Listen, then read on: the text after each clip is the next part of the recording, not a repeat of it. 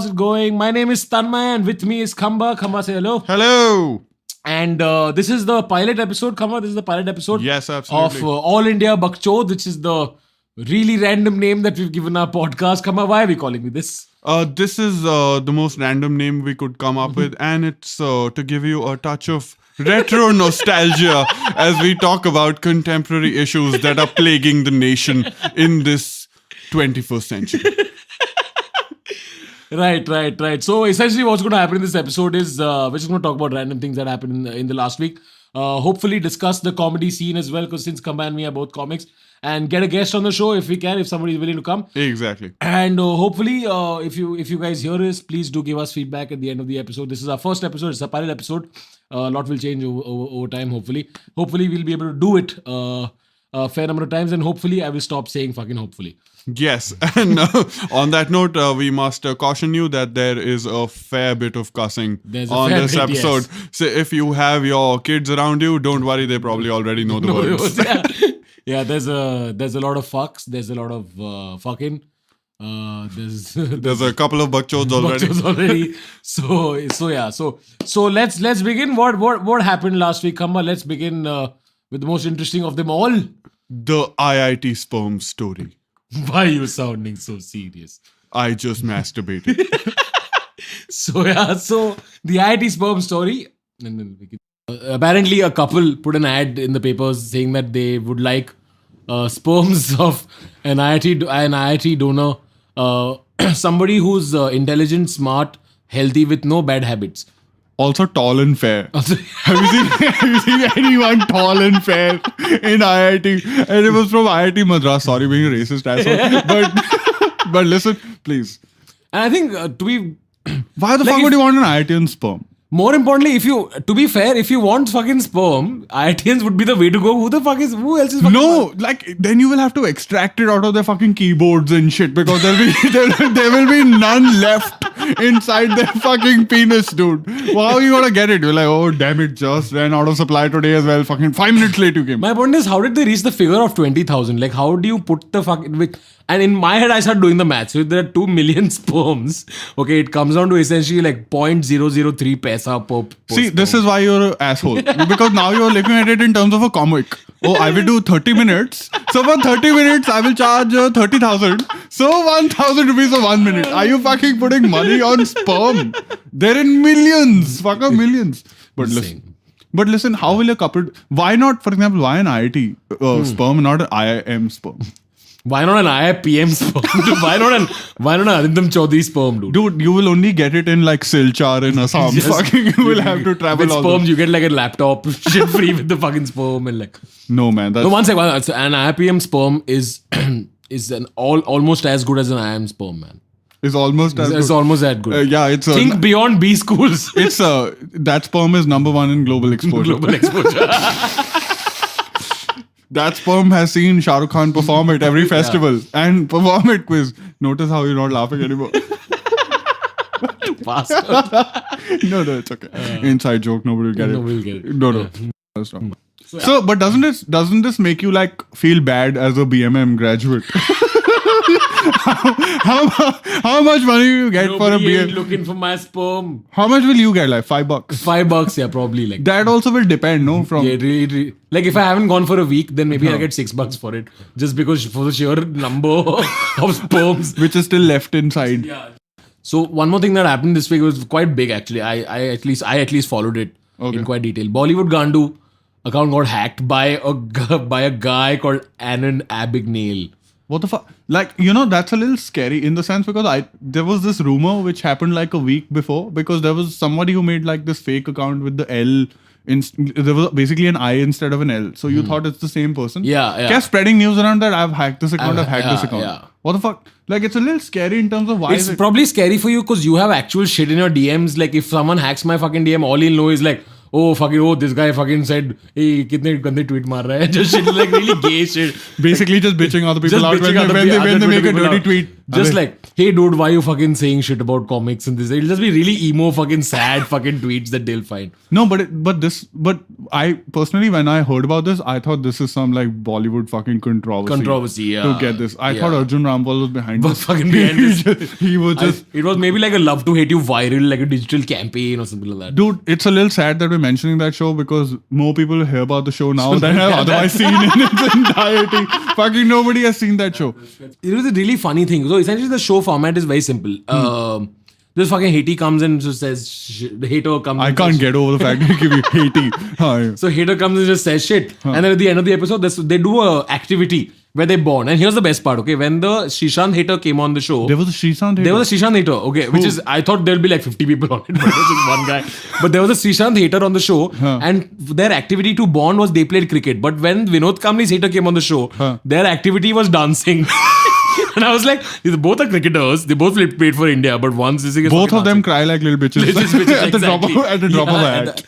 But it's a little sad, yeah. The difference is that Vinod Kambli has a super hot wife, so we can't fucking. So he's like just showing everybody the finger. He's like, fuck you. You thought I cried? That emo bullshit got me this hot wife because she connected with me on an emotional level. And shit like that. That was some bullshit. And besides that, Sachin never did anything for me. Yeah, like you don't understand. That's just ridiculous. So Bollywood Gandu. Yeah, but what? Like, did it scare you when it happened? Because like I got scared in the sense that anyone's account can be just fucking hacked so easily. It scared me a little bit, but more than scared, I was just fucking pissed off. I was pissed off that this guy had not just hacked the account. And like sometimes, like if it was then my first thought, well, like you said, you thought it was a film controversy. Yeah. My first instinct was this is definitely not done by a film star, because honestly, if it was a film star who fucking got someone to fucking hack it, it would have been hacked, it would have been done for, and it would have been ended there. But this fucker went on to say, hey guys, so check it out. So I fucking hacked this account. I am saving Bollywood. And just when those type of tweet came out, I was like, this is just some fucker doing this for some fucking Saving attention. Bollywood. Who the fuck needs to save Bollywood? Bollywood has destroyed the fabric of fucking your culture. Everything is fucking Bollywood. The modeling industry, they destroyed. What music, this is like the most niche superhero ever. Like, just the most niche superhero. Like, hey, Katrina, I'm going to save you from this one guy who's tweeting to you from his own house. Aren't you fucking glad?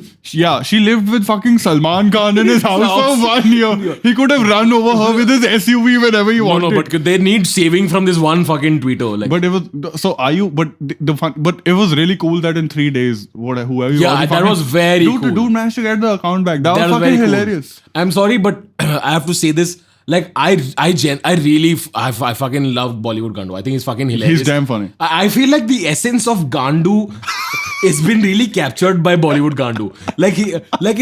His name is not Bollywood nice guy. His name is not Bollywood bitchor. His name is Gandu. That's what a Gandu does. At any point, like you know what? If you're having a conversation, if you just fucking come out and say, hey, by the way, do you know fucking I got this movie out? Only a Gandu will turn that statement against you. Will like, oh, but you fucking can't act. And your first response is, hey, sala Gandu. Kitna Gandu hai. I feel like Bollywood Gandu generally captured the essence of Gandu. So anyway, to continue on the Bollywood Gandu bit, another thing I've noticed a lot of people now saying, oh man, and I've noticed there's a lot of people, oh man, he's not funny anymore.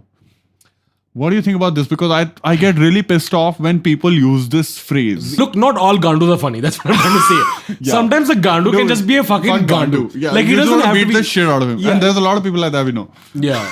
But yeah. So eventually, even after apparently I was following the fucking timeline. I was saying that Anand Abigail eventually had a conversation with Cricket Gandu on Twitter. Yeah. So I'm assuming that there's the same fucking account or whatever. I hope so. I don't know. Whatever, but whoever, the account got back. No, so and the best thing is after the account got back, just started doing the same shit as if nothing happened. Just fucking around again. Which I thought was fucking genius and fucking hilarious. Yeah, and man. Did you see all the blog posts? Whoever this fucking guy is running Bollywood, I think he's fucking hilarious. Because all the first thing that he did, if you followed the entire saga, I noticed some of it, yeah. No, where the second the account got hacked, okay, whoever this Bollywood Gandu is, he or she still had access to the account from their mobile device or whatever. From a third party app. Oh, I didn't know that. And Bollywood Gandu, I find this so fucking hilarious. The first tweet that he made was, my penis is so small that I actually pee on my balls. Like, quote, Anand Abigail. Which I thought was, again, when I read it, I was like, what a fucking Gandu. Like, this is what a Gandu would do. Not like coming on this thing and like, who the fuck is that? No, like, hey, tera lunch hota hai. Like, it's essentially that. That's what I fucking love about Gandu. That was very funny, yeah. That was fucking hilarious. But are you going to be careful now with your account? Yeah. I actually, I had this one, I get very scared. I'm a fucking noob that way. Like, whenever I get these links from fucking these phishing links or whatever, Yeah. if I click a link and I feel like this is fucking fishy, I have a very noob response to it. Like, I will restart my PC and like delete all the icons from my desktop and just fucking do weird shit that has got nothing to do Are with you actually one of happening. those people, if you get like a fake link, you think it's just a random woman just sending you pictures of vagina and shit? You think now on some level? I'm not fucking Not 16 that anymore, okay. man. Well, sorry. Yeah, not Yeah, anymore. shouldn't have let that out. Fuck, this is totally backfired shit. Anyway, don't send me those links again, man. Fucking ridiculous. Just in case I get hacked. Come back. Is that your response? That is my response. Okay, whatever. Okay, let's move on. So, did you hear? Oprah Winfrey's coming to India! I read a story today that said that the Bachchans are supposed to play host to Oprah, and I read the funniest fucking tweet that Jayan made. I thought it was just fucking hilarious. So in case those who missed the tweet was essentially जब भारत में आम आदमी के बच्चे पैदा होते तब हिजड़े लोग आते हैं उसे देखने के लिए. जब बच्चन के बच्चे पैदा हुए तो ओपरा विंफ्री आ रही है उसे देखने के लिए. I just thought that was fucking hilarious, man. I was reading these reports about Beyonce's baby, last week. And that was ridiculous because he had to just basically buy over the whole fucking floor. Right? And then 5 minutes after the baby was born, they're having like a party and shit. And like rap music is playing in the back. And, like, एक मैं और एक तू है. Fuck off. What is your take on this women becoming mothers and then not getting those roles and shit? Do you think it'll affect Aishwarya Rai? Why am I asking such a heavy question? I have no fucking idea why I'm asking that. And the sad part is, in my head, my first response was fucking good for Kareena, man. I don't fucking know. Good for Kareena, dude. Whatever, she got the book. No, like, also from Aishwarya's perspective, like, it must have been such a dilemma. Like the two sides of it is, do I want a baby or do I want to do this Madhur Bhandarkar film? It's essentially that. Which of these do I need more badly Yeah. in life right now? But do you think like after that Kareena Kapoor's getting grief? Or like actually Saif Ali Khan will be getting grief, no? From Yeah. बेंचो अभिषेक ने भी कर लिया. कर लिया तो है. ही बैठा हुआ है, तू पता कब नहीं कर रहा टैटू है? करा रहा है बेंचो, बच्चे मतलब- निकल रहे बस टैटू कराई जाओ. इतना छोटा ना वहाँ पे तेरा मतलब. Oh god. Very bad. You think Saif Ali Khan went and painted the baby's room in Abhishek Bachchan's house with like Dulux buckets? Him and Sohali Khan Pearl. just doing this thing. Hey, don't make fun of Sohali Khan, man. Why She was lie? dating Konal Khemu for fuck's sake. That's She's a not, joke in itself. she wasn't. She's still dating him. That's a little sad. Actually, I feel bad for them the most. I don't know why. I don't know who I feel bad for, more bad for. Like, I don't know. Actually, I never thought she was hot. I always thought the I thought nose she was was cute or whatever. She was cute, but the nose would always get in the way. nose will always get in the way. That's Like true. it's probably the only nose where if you want to like kiss her, it's already at a fucking angle. Yeah, it's the So you don't know. anti-Voldemort nose, essentially. It's the anti-Voldemort. Auntie, okay, fuck. That was a Never bad mind. pun Yeah, turning just into like Ramesh. We just meta in But I'm terms just of. going to say something that's really horrible, yeah. But a little part of me wants to know what the baby looks like. Really? Why the fuck do you care? Just, I don't know You why. think- There's no, just a little part of me who like, what? No, the thought comes from, yaar, what are you hiding? It's that. Like, what the fuck are you hiding? Like, it's that. So, what were we talking about? Oprah. Oprah's coming What down. the fuck happened to Oprah? What is she coming to the Lit Fest for? Like, has she come out with a book now or what is it? No, I think they were just trying to get her for a couple of years. The thing is, I don't know, okay, it's a little embarrassing that I know this, but Oprah, when she had her show in the US, she had this thing called the Oprah Angels Network and shit like that. And she was one of the people who ran the Oprah Book Club. So every week, basically, if you got a recommendation from Oprah, you basically had like a fuckload. Everyone gets a recommendation. You get a recommendation. You get a recommendation. You get a book. You get a book. 5 recommendations. Can you? But that's the thing, no, that she made reading popular basically. She was basically That's astounding. She's like the Chetan Bhagat of America. Basically, that's exactly what I was going to say. So so it was a big deal. So I think they must be trying to get her. Maybe, I don't know what the philosophy of the Lit Fest is, but if they're getting fucking Kapil Sibal to recite his poetry. That's Dude, Kapil Sibal wrote a book of poetry. I was so happy when they said the Akash tablet project is destroyed. that was I like, fucking yes! hilarious. I was like, Yeah, but it's ridiculous because a lot of people are still getting those tabs. So like, I think I'll buy it for like because खरीद लेते ना यार. 2500 रुपए का It's एक 1 user meal at है। Indigo, yeah. It's essentially that. okay, I can't afford that. But posh comic and shit like that. It's not But no, but $2,500, man. You use it as a coaster, fucking like one MP3 player. You just give it to like a kid. No, but I read this thing yesterday saying one of the reasons why it was shelved is because the company that was making it like they wanted the processor to get faster and shit. And the company that was making it essentially. Yeah, it went from 366 megahertz to 700 760. Ooh, fucking wow. Now it'll do my calculations way faster. Way faster, man. दिन में सिर्फ 3 बार hang होगी 4 की जगह. Wow, this is amazing. The fucked up thing is, after they sent 21 websites, and those are basically all the websites any Indian fucking accesses anyway. If you take away Google, Facebook, Orkut, Benchot karega kya wo tablet ka? What is he going to connect to the internet and do? What else is he going to do? Those are 21 websites. But Yahoo fucking Messenger is blocked and shit. One more thing that I read was one of the other reasons why something about Reliance getting the 4G spectrum here, and Reliance is going to produce their own tablets, which is going to be almost as cheap as that one. As Akash. But then we've already, listen, that 2 companies, Tata and Reliance, already combined our like some 5% of our GDP, dude. Just in terms of 2 very groups. So technically you've already sold. They control your fucking oil. Yeah. They control half your uranium. They can do whatever fuck they want. You think 25 रुपए की tablet नहीं निकाल सकते वो? They'll come out with it. Yeah. I'm just like, how much more do you want to empower farmers? Is all my question is to Reliance. Dude, farmers have fucking like, what are you going to give them a tablet for? They don't need tablet. They have fucking 10 tons of grain fucking rotting there. You don't pick that up. It's fucking Basically, lying around. If you think about Reliance, tablet ले लो. Reliance is the anti-Apple. Like essentially the anti-Apple. Like जो Apple कर रहा है उसका exactly they're doing the exact opposite. Where owning a tablet at one point used to be cool. I'm fucking like socially elite or whatever. Yeah. And Reliance is like, अच्छा you're socially elite. सबका पैसा अपना whatever कर लो दुनिया मुट्ठी में mother चो they fucking take this tablet. No, they're assholes. You know why they're assholes? Because now with the fucking cost with the tablet, he can actually now see what the actual price of the grain he should be getting and is not getting. He's like, bencho 10 ton pada hua hai abhi, I can't get just just like track shot of like one camera going up from a hut and just that guy going, Sharad Pawar! Yeah, you remember the Jerry Seinfeld shot? Jerry! Yeah, they essentially that. Like, basically Sharad! It's a little depressing. Let's not make fun of farmers. Fucking dying and shit. Yeah, it's ridiculous. Really take a 1 minute silence for that. 1 minute silence for that, please. So anyways, Oprah. Actually, maybe Oprah can do something for farmers. Yeah, maybe. Just buy everyone a new farm, dude.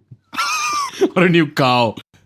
Right, so one of the things that happened last week was the Top Gear thing, where, have you seen the episode, the Top Gear? Obviously, like every other fucker, I streamed it illegally online. Did you find the actual act offensive? For example, the car, the toilet seat in the car in terms of, the joke was basically that everybody comes to India, gets the runs. Really not. I didn't find, because it's also very true.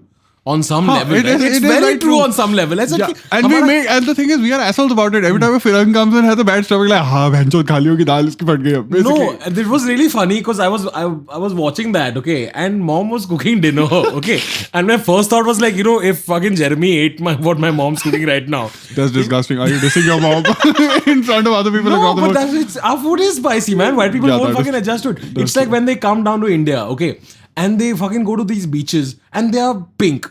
Or like, if they turn around and say, we are fucking pink, I won't be like, how dare you fucking say this about my country? The sun in my country is worse than the sun in your country. It's essentially that. But they can't handle it, so they can't handle it. No, but I don't think that was offensive. No, people got offended with the fact that they went and took the car around through slums and shit. Yeah. Which is weird because I'm sorry, but if you drive for half an hour in Bombay, at some point you will be driving through a fucking slum. That is also true. I was actually fucking surprised. Like, which slum even has these roads where they manage to fucking take a Jaguar through? No, but I think there's a pattern. Like, if the thing is, every Indian wants a Firang to come down and validate our existence. I think we still every Firang, when it comes down, the journalist will ask 3 questions. What do you think about the women? You better fucking say that our women are beautiful and Indian. Yeah. What do you think about our food? Oh, it's the tastiest food. I fucking order it from takeout all the time, everywhere. Yeah. Chicken tikka masala is awesome. I love the spices that it's so colorful and it's so nice. Yeah, if another Firang uses the word diversity and vibrance, now I will slap the shit out of them. The same 2 fucking words every time. It's so diverse. There's so many colors. Oh my god, what the fuck? Never met one Firang who fucking genuinely came and said, listen, you guys are fucking economically powerful and shit, but get your fucking act together, you guys. I want one guy to just come and say that out loud. No, a lot of people say that. We don't take them seriously. Yeah, that's true. For example, you have the IMF and shit like that. But obviously, those are other different types of institutions. But you have a lot of people who say that, yeah. It's not a big deal. But of course, India has the balls to now say, how can the US say this? Have you looked at your own poverty? Look at fucking after Hurricane Katrina, you take care of your black people. No, you know what disappointed me about that episode? They had to do a Dabbawala sequence. No? Of course Everyone will fucking come to Bombay to do a Dabbawala sequence. To be fair, that was a good fuck. It was That was a funny sequence. That was a funny sequence. It was just to watch Jeremy take out his dal वगैरह spill हो रहा है वहाँ पे, and all these Dabbawala are coming and say, चुतिया क्या किया तूने? This that and all. Sharma ji डांटेंगे मेरे को भोजड़ी के क्या है ये? This that and all. Dude, it was the only. I think it was outside Churchgate. It was the only episode. It was the only Top Gear special ever where you have like 50 people who don't know who the fuck these people are. But yeah, shooting हो रही है. खड़े हो रहे पीछे photo आ जाएगी. पीछे लोग फोन कर रहे हैं पीछे NDTV देखना मैं 8:30 पे जाऊंगा शाम को शायद देख लेना. And there's always that like. I've noticed whenever you're shooting on Indian streets, no matter who the person is, if it's an extra, even if they're in it for a second, bhaiya ye TV pe kab aa raha hai? So I just want to know if those people fucking went up to these British producers when it's coming on TV. Yeah. But do you think they even remember BBC? I don't think so. They do. They must be like ऐसे colors के बाजू में आती है कौन सी है BBC? क्या है मैं Star Plus और colors लगाऊं तो उनके बीच में किधर आ जाएगी क्या? All right. So, anyways, that's it for that. Let's move on. What's the next agenda on hand? Right. So, since Mr. Khamba, you also are a comic. Oh well, no, I don't think a lot of people will believe that. But नहीं यार तू आजकल funny नहीं है यार क्या करेगा? हाँ यार, it's not. Yeah, the thing's not working out, man. So, one of the things that me and Khamba both decided was that when we're going to do this podcast, is we are also going to talk a lot about this. Hopefully, talk a lot about the scene and actually get people who are doing great shit on the scene to come and talk. And one of our first guests today is a good friend of mine. He's doing great stuff for Absolutely. The scene. His name is Mr. Karan Talwar, who runs this super property. Yay! Yeah! Karan Talwar is here. Hello. He runs this super Who is stoned as shit, by the way. That's rubbish. No, he's very professional. He's actually wearing pants and a fucking suit and shit. You'll never believe that this fucker is stoned, even though his property is called Shits and Giggles. That's really unbelievable. What, so the name's unbelievable? I think the name's quite funny. Actually, how did you come up with the name of the property? Shits and Giggles. The name actually comes from a movie called Beer Fest.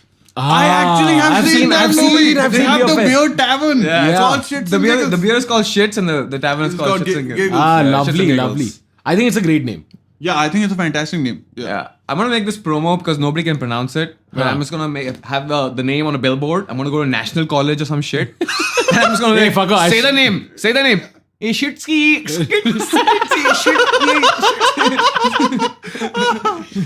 Yeah, but actually that's true. There's a lot of times that happened like with friends because I've gigged with him for a couple of times. And a lot of people like, Acha, so what are you doing that? Shites and Giggles, like it sounds German. No. Like the last one in November was at the Taj, okay? So everybody wants to, so what's that? Arey Taj wala yaar, Taj wala. Nobody can pronounce the name. No, what's funny? I was doing a gig recently at the store, and Rajneesh was there, Rajneesh Kapoor, and he said, "I refuse to say that name." It's like that. I refuse to say that name. Which, if any of you know Rajneesh, you'll know exactly why that's fucking hilarious. Yeah, but if you don't, then you missed out. Okay, so but let's move on to the questions again. When did you decide to create this property and why?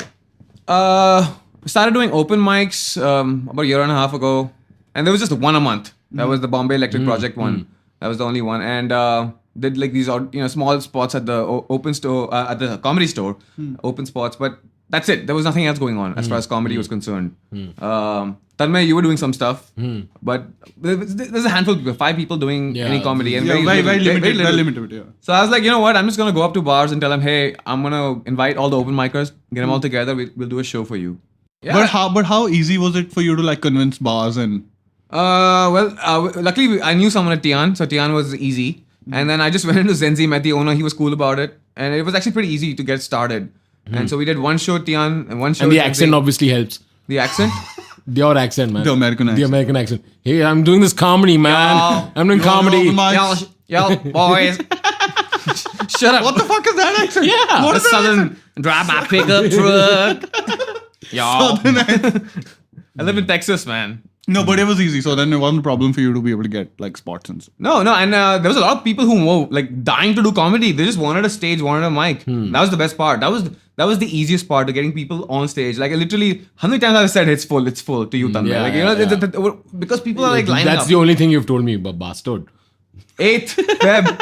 Fucker, I just told him 8th Feb. No, but okay. So let's go from that. So do you think, for example, from what it was now, have other bars started approaching you themselves? Yes. Yeah. Has that been a Yes. progression? Yeah. There are a lot of bars. There's a lot of interest. Everybody wants to do it. Honestly. Fun. How have you personally progressed? You think as a comic from, because now you're doing the store, now you're going to do local heroes pretty soon. How has like it been for you from doing open mics to the stage where you're at now?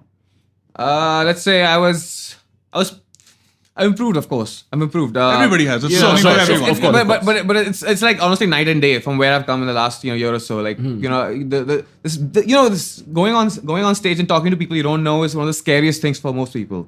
It takes time. Some people takes no time. Like Varun Thakur, man, that guy just goes Yeah. on and rips it. Yeah. But other people it took some time for me to slow down and just learn those Because basics. people couldn't get your accent that easily. Yes, it was my accent that was the issue.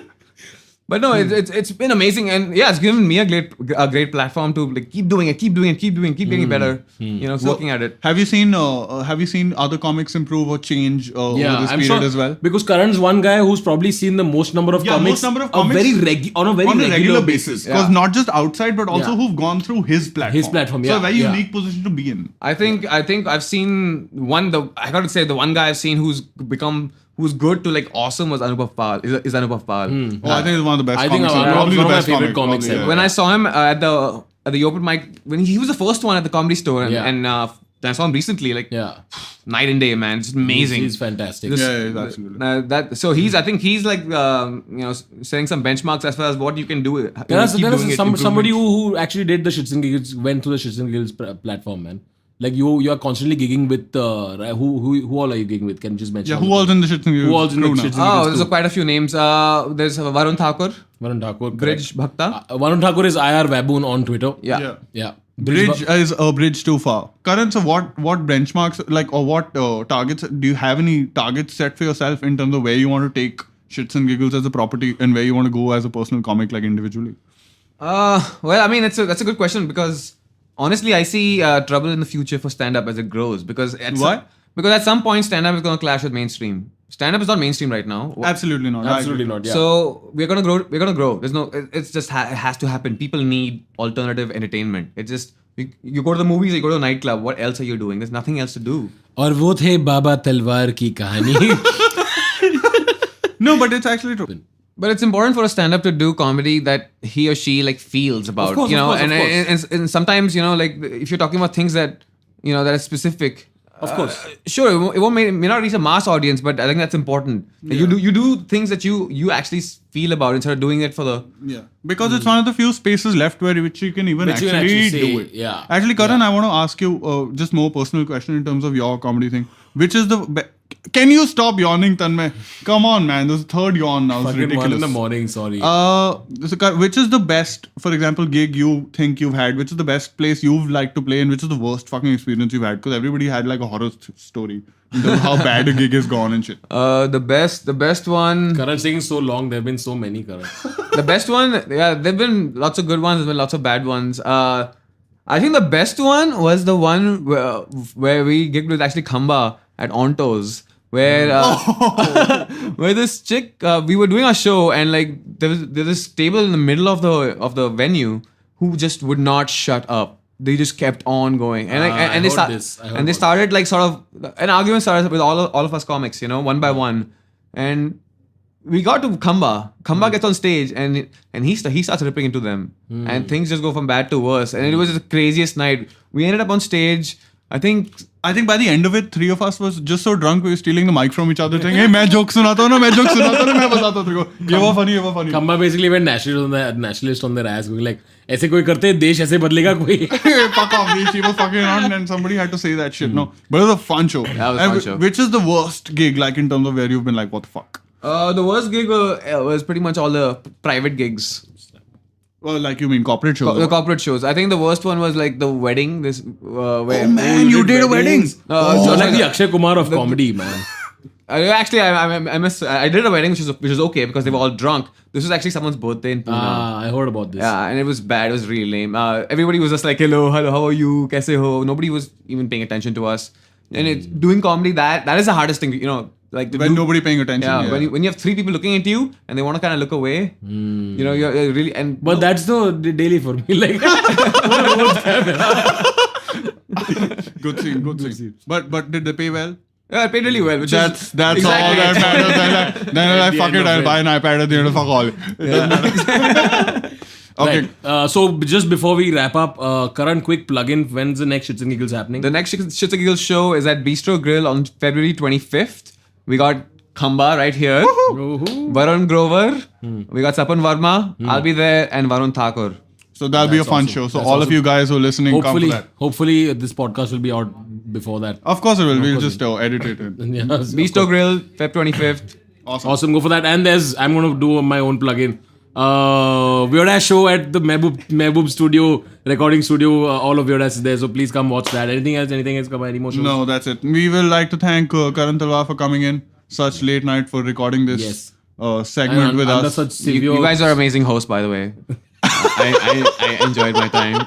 But we will do a much longer interview with and go more in depth into the state of comedy. Yes. We'll do a talking funny Indian comics version, sitting on a cock 'cause I'm gay. By the way, Khamba and I are sharing the same mic, which is why.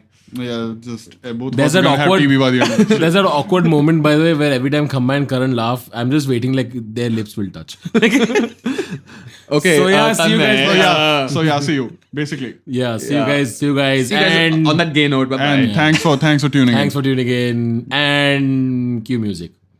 This podcast was recorded at Ion Day Studio. Check him out on Facebook at Medico Studios. Check him out on Facebook. See you guys next time.